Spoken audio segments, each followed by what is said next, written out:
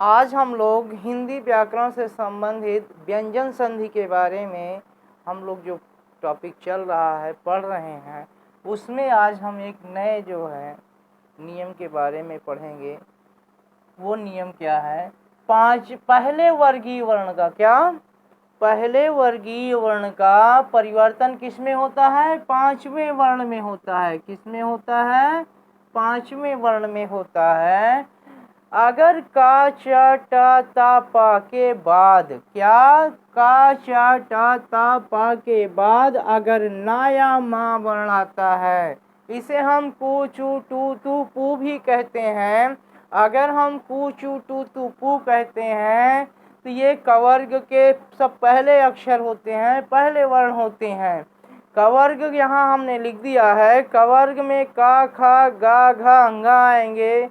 चवर्ग में चा छा जा झा या आता है। टवर्ग में टा ठा डा ढा णा आता है।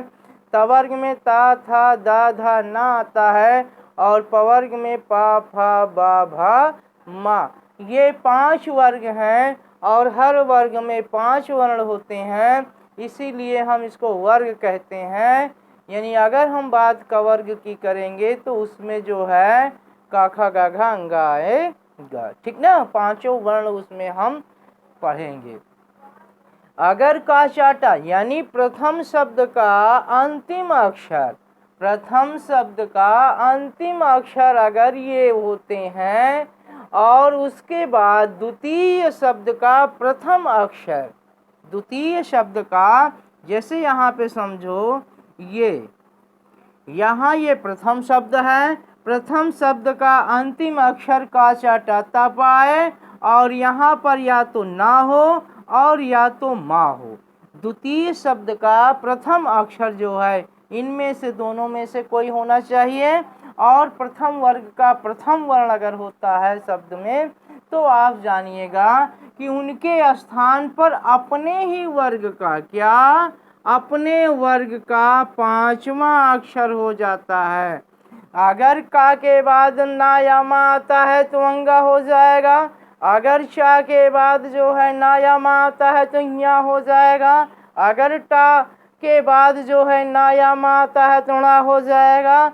अगर ता के बाद जो है ना या मा आता है तो ना हो जाएगा।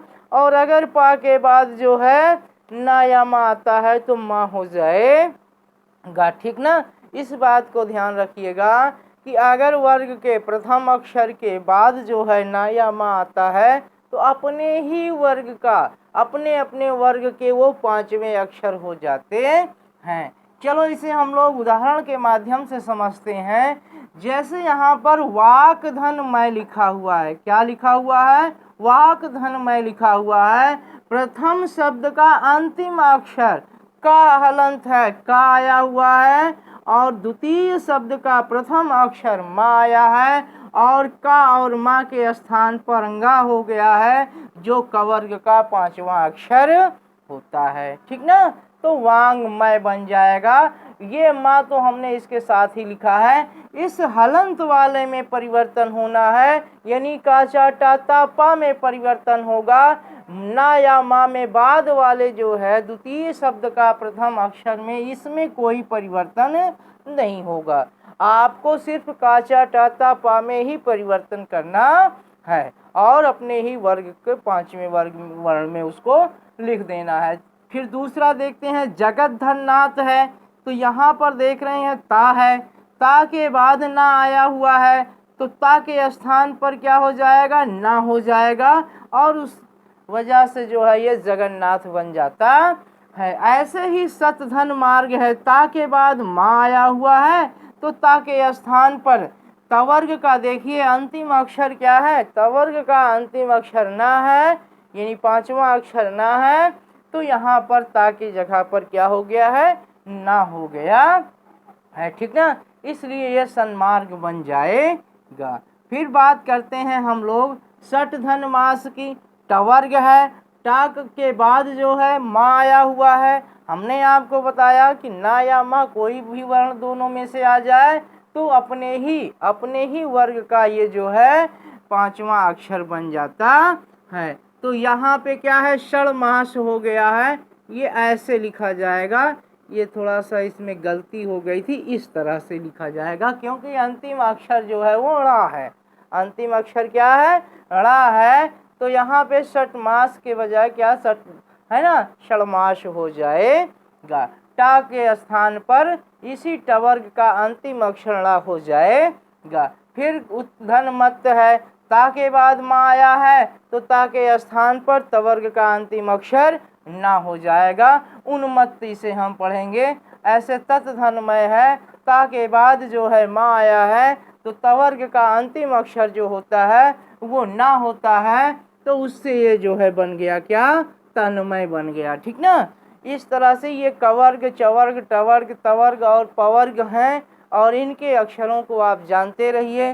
कवर्ग में कौन कौन से अक्षर आएंगे? पहला, दूसरा, तीसरा, चौथा और पांचवा वर्ण कौन सा है? ऐसे ये पांचों वर्ग हैं और हर वर्ग में 5-5 वर्ण आते हैं।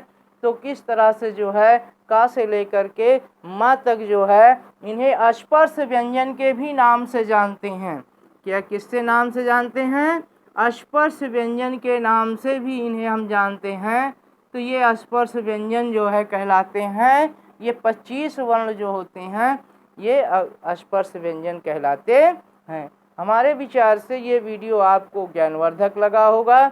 अगर ये वीडियो ज्ञानवर्धक लगा हो तो आप इसे जो है लाइक करिए, ज़्यादा से ज़्यादा अपने दोस्तों में इसे शेयर करिए।